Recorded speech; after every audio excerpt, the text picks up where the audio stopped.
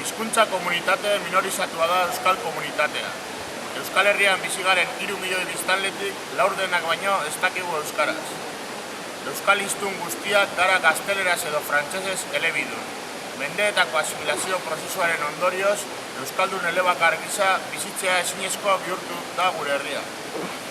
Euskaldunok bigarren mailako herritarra gara gure herria. Euskal Herriaz aparte, munduan ehunka dira ordezkatze prozesua pairatzen duten herria. Eta ondorioz, 11 hizkuntza, kultura eta herritar izaera galtze bidean daude. Hala ere, asimilazio prozesuak bere horretan jarraitzen du. Euskaldunoi ezberdintasun kontuekin bazterrak nahastea leporatzen digute. Garenari uko egin eta munduko hiritar izateko gonbidapena jasotzen ditugu etengabe.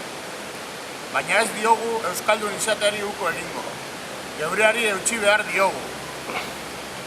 Beraz, norbanakoak zein herritarrak, bakoitzari dagokigunetik, euskaldun eta burujabe izateko determinazioari beste bultzada bat eman diezaiogun.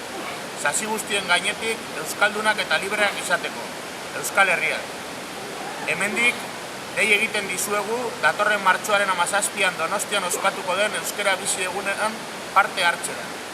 Durangaldetik autobusak egongo dira ohiko lekuetan. Beraz, animatu guztiak.